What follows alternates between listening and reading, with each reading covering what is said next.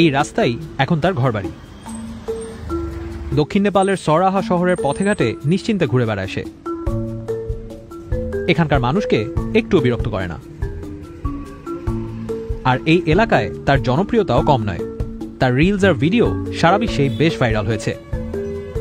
তাকে সবাই মেঘাওলি নামেই চেনে।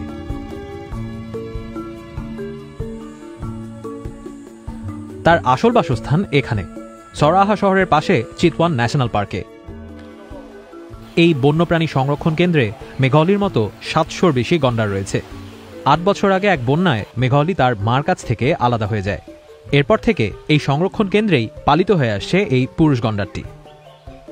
কিছুটা বড় হওয়ার পর সংরক্ষণ কেন্দ্রের কর্তৃপক্ষ তাকে বেশ কয়েকবার জঙ্গলে ছেড়ে দিয়ে আসে, কিন্তু প্রতিবারই সে ফিরে আসে সংরক্ষণ কেন্দ্রে।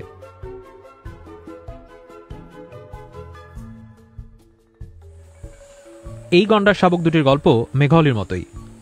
গত 2 বছরের মধ্যে তারাও তাদের মায়ের কাছ থেকে আলাদা হয়েছে। এরপর তাদের উদ্ধার করে রাখা হয় এই সংরক্ষণ কেন্দ্রে। এই 3টি গন্ডারের দেখাশোনা করেন লাল বাহাদুর মাতারা। দিনের বেশিরভাগ সময় তিনি তাদের সাথেই কাটান। मैले हेरेको लगभग भइसक्यो 21 दिन जति। त्यो अर्को माइलाले हेरेको चाहिँ 8 दिन जति भयो। बर्दियामा बाटो ठुलै आएको थियो। बाक्कै कारणले यहाँ आउँदाखेरि मैले सफा गर्नु पर्थ्यो 1 दिन 5 पटक, त्यो पनि जेठको महिनामा।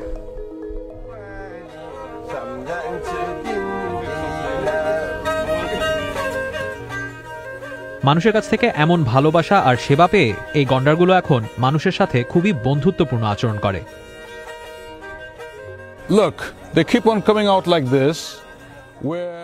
দেখুন, তারা এভাবেই মানুষের অনেক কাছে চলে যায়, স্থানীয়দের সাথে বন্ধুত্বপূর্ণভাবে মিশতে থাকে।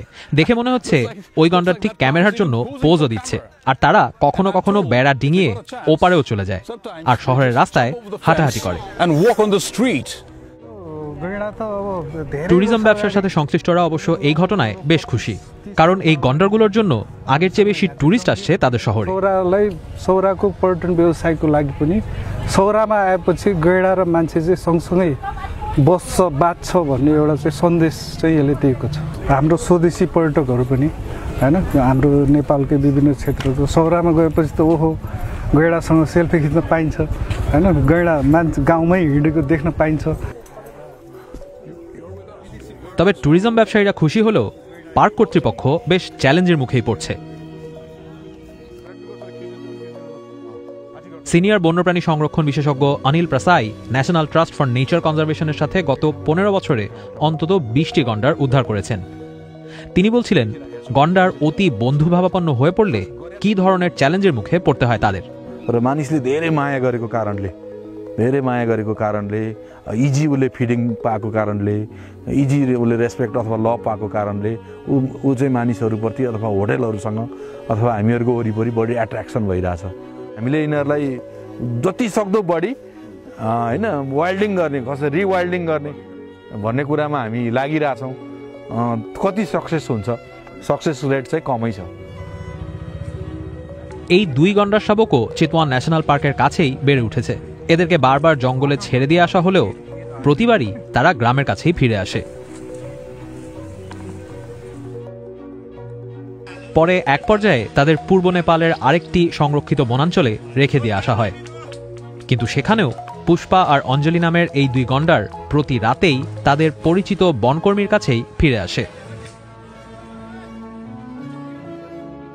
আর গন্ডারের সাথে মানুষের সম্পর্ক যখন বেশি ঘনিষ্ঠ হয়ে পড়ে তখন মাঝে মধ্যে অপ্রীতিকর ঘটনাও ঘটে, যেমনটি ঘটেছে মেঘাওলির ক্ষেত্রে।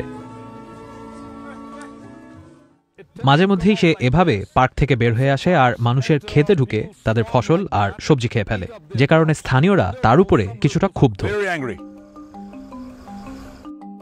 যেরকম বলছিলেন স্থানীয় কৃষক শর্মিলা তারাই, নিয়মিত এমন ঘটনা ঘটায় তিনি কিছুটা বিরক্ত এবং চিন্তিত।